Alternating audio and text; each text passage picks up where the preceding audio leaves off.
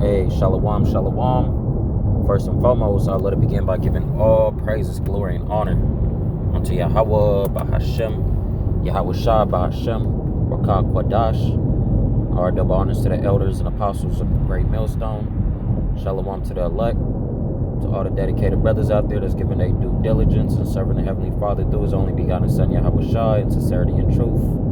Because you we salute, and that will be the elect. The 1/3 as a whole, from the prophets to the believers, from the elders on down. Again, shalom. All right, today's topic I'd like to touch on, don't forget where you're at. Right? Do not forget where you're at. Where are we at? We're in the land of our captivity, man. Right? We're in a position where we need to be begging.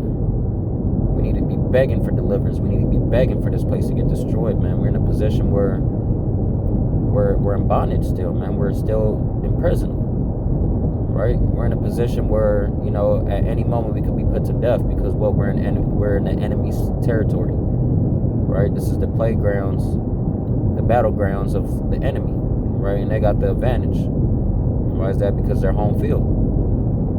But ultimately, we could defeat them if we keep it spiritual and we keep chanting this place down, man. That's what we need to be doing it for. We cannot rest at all. We need to be laboring until we get the hell up out of here, man. Right? So topic being, don't forget where you're at. So like always, Lord willing, this lesson's edifying. I'm going to get into the precepts. Right? The book of St. John just came to mind. I had two precepts before this, but I'm going to bring this out. St. John chapter 9, verse 4. Right? I must work the works of him that sent me. And who sent Yahawashi the Most High?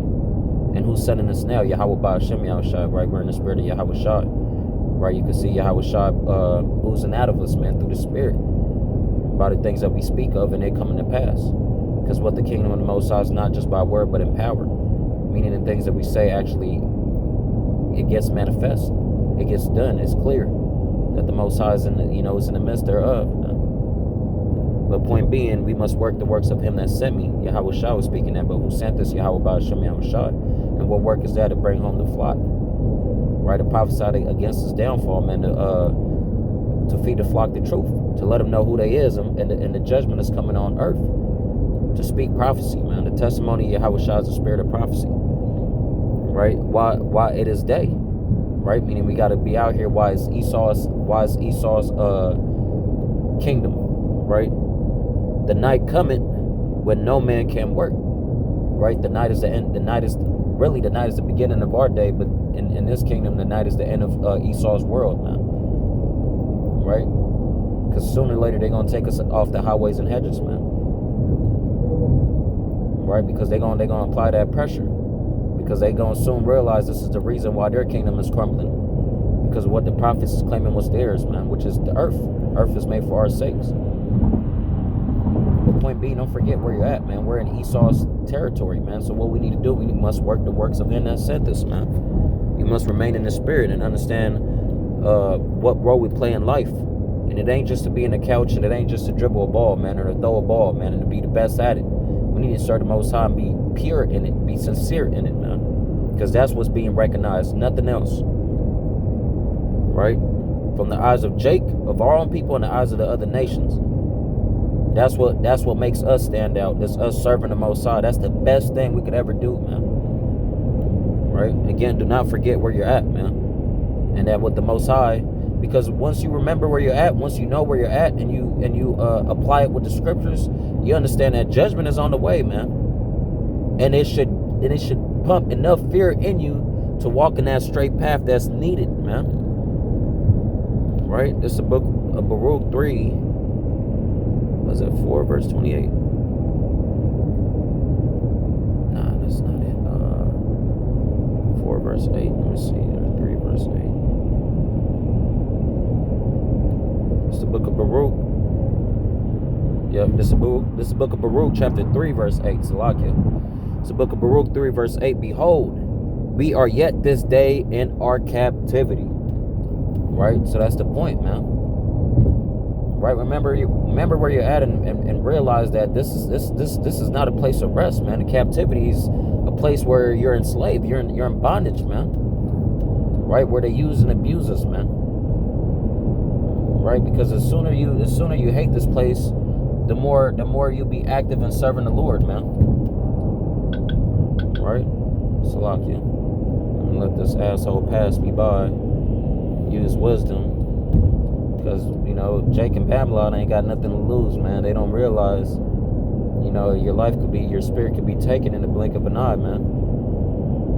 All right, we got to be more circumspect out here, man, because things is getting hectic. Things is getting more evil, man.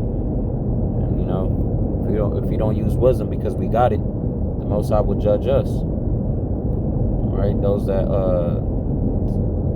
are much is given is much required. The Most High require a lot from us, man.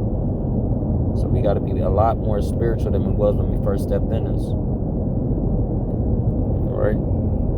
Baruch 3 verse 8, behold, we are yet this day in our captivity where thou hast scattered us, because the Israelites are scattered, for a reproach and a curse. We're cursed right now, and to be subject to payments, according to all the iniquities of our forefathers which departed from the Adawan our power. Point being, man, we are yet this day in our captivity where we're subject to payments, man. Pretty much, we're put in a position where we're not in ease, man. We're put in a position where we're gonna be suffering, right? So if you're put in a position where you're suffering, wouldn't you want to get out that position? So you got to understand where you're at. So what? So you could walk in the path to get you out that position. The only way you're gonna get out this position is what? Aid into the ministry, man. You know, working the work, man. So what? So the elect could get sealed so we can move on, man. Move on with our life. Who the fuck want to remain in prison? Who the fuck want to remain in Babylon, man? This place is set up to destroy our people, man. Right? Literally to destroy us, man. To the point that, you know, Jake thinks he's everything else but an Israelite, man. Which is bugged out when everything the Bible describes that an Israelite will be and that they would be going through is describing our life, man. You know, it's not a mystery anymore, man. Right? It's not a big thing where, you know, we got to sit down and actually, bro, you could actually receive it within minutes or seconds of just hearing the scriptures and putting two and two together, man. Putting yourself in the shoes of the Israelites. You'll be like, yeah, that's us. It got to be us. If the Israelites still exist, it got to be us, man. Right? The Heavenly Father said that the kingdom starts within us. All right, paradise is open unto us, man. But rest is allowed, man, and it's not here. So you gotta acknowledge where you're at, so we can do better, man. So we could actually do what we was created to do, and that's to serve the Most High for the betterment of the nation, not just you yourself, but the nation as a whole, man. All right, by Jake getting their shit together and serving the Most High is gonna put us in a position to get up out of here, man. Right? And if you got a working brain, man, you don't want to remain here. It's very vexing, man. Vexing to the core to see the things that we see here, man. Having to raise kids here, having to see brothers suffer here, man. It doesn't make any sense to stay here any longer than what we have to. Micah 2:10, arise ye and depart, for this is not your rest. You gotta understand again, this is not our home, man. All right? This is not our home. YAHAWASHI is actually going to come through and deliver us from the land of the north. Right? And that's what he's going to be known for, man. YAHAWASHI is going to be known for a lot of things, man. Right? But the deliverance of the Israelites in the time of when they most needed them is going to be one of them, man. Because we need the Most High more than ever today. I don't care if you got it. I don't care if you need them. If you feel like you need them or you don't, we need the Most High, man, seeing where the world is heading. Right, an economy collapse, right? The dollar crashing, inflation, hyperinflation, sedition among men, right? People taking matters to their own hands, a civil war, right? A civil unrest, right? There's gonna be a lot of upwards of the people coming up soon, man. As they're already doing it in a small level here today. It's only going to intensify, man. Things is going to get real hectic for everybody, man. Right? The things is coming. It's not only going to come for one people, but for the whole world. I'm going to finish this off and I'm going to bring out Luke. It's the book of Micah 2:10. Arise ye and depart, for this is not your rest, because it is polluted. It shall destroy you even with a sword destruction. And we see that. We see that happening, and we seen it happen. Right?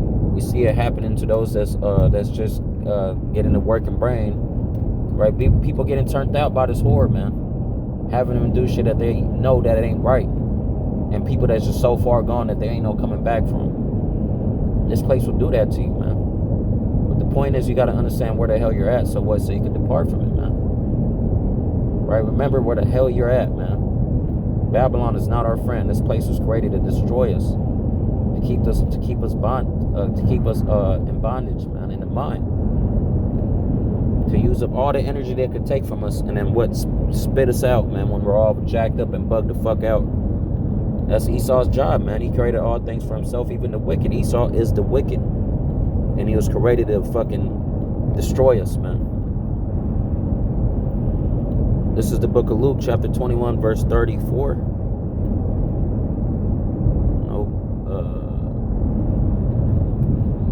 I'm starting 34, but the point is 35. And take heed to yourself, lest at any time your hearts be overcharged with surfeiting and drunkenness and cares of this life, and so that the day come upon you unawares.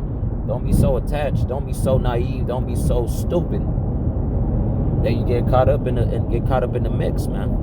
Because that's what's gonna happen to a lot of people, right? They're thinking that it's for days to come. It ain't gonna come in their lifetime, or they're thinking this shit's just a myth, man. Or they thinking this is just all a coincidence. Don't get caught up in that snare, man. That's just stupid, man. The Most High exists. He has to, man. Everything that everything that the Bible predicted was gonna happen is happening, and the things that ain't happened yet, you could actually see it happening, man. It's not a mystery no more, man. It's clear. It's clear as day what's happening, man. It's clear as day that the Most High's prophecy is coming alive, man. Like, we literally living in those times. We're living in the time of the Bible that it talks about in the end. Right? In the book of Habakkuk, he said that everything's for an appointed time. This is that appointed time, man. What more evidence do you need? Remember where you're at, man. You're in Babylon, where all hell is going to break loose right here. Where the Most High said he got a controversy with this place, man. Right? He said, no, nothing is going to dwell here, man. Right? What is that? Isaiah 13? The burden of Babylon? Right? We can bring that out too, man. Right? Jake, man. Verse 35, for as a snare shall it come upon all them that dwell on the face of the whole earth. So again, it ain't just going to be subjugated to one person or one people. It's gonna affect everybody pretty much, man. A lot of people is gonna be affected of what's going on, man. The sooner you know, the better off you is, man. All right, this is the book of Isaiah. It's the book of Isaiah, chapter 13, verse 1. We're at the burden of Babylon, which Isaiah the son of Amos did see. Right? What are they predicting about Babylon? Right? There's a lot of things that's talked about Babylon, but let's bring verse 6. Howl ye, for the day of Yahawah is at hand. That's all we've been talking about. Prophecy that Yahawah's gonna send his only begotten son Yahawah to do the slaying. Right? It shall come as a destruction from the Almighty. Right? So the day of Yahweh Shem Yahshua is gonna come as a destruction. Right? But let's bring this out where it says that, verse 17. Behold, I will stir up the Medes against them, which shall not regard silver, and as for gold, they shall not delight in it. So they're not going to give a fuck about your money, man. You know what I'm saying? That's the last of their words. They don't care about that, right? Their bows also shall dash the young man to pieces. And they shall have no pity on the fruit of the womb. Their eyes shall not spare children. They're not going to give a fuck about anybody, old, young, same spirit as before, man. And Babylon, the glory of kingdoms, because everybody looked up to this place at one point in time, right? The land of the dream. The beauty of the Chaldeans, excellency, shall be as when God, the Most High, overthrew Sodom and Gomorrah. That's going to be the excellency of this place. That's going to be the perfectness of this place, as when he overthrew Gomorrah, man. Sodom and Gomorrah meaning destruction. That's going to be the perfection, the best state of America. is when this place get destroyed. It's going to be only for the betterment of everybody else around, man. Right? I believe in the next chapter it goes into even the trees is going to be singing. They're going to be at peace. Right? Only good is coming to the destruction of this place. That's why we look forward to it, man. Right? The suffering we're going to go to is you know, it's little. You know, that's a little sacrifice that we got to deal with. Right? For the betterment of a nation, let's do it. Right? Just like how somebody would sacrifice to pay rent or to pay for a child's medical bill and do 15 hour shifts, hard labor, right? 6-7 days a week. You know what I'm saying? That, you know, the suffering is tough, but you know, the payoff is good, because what, you're gonna be able to save a life or whatever, you know? Same thing we're doing here today. Yeah, we're gonna go through it, but the end results is only gonna be beautiful. Right? This is the point. Verse 20, it shall never be inhabited, neither shall it be dwelt in from generation to generation. Right?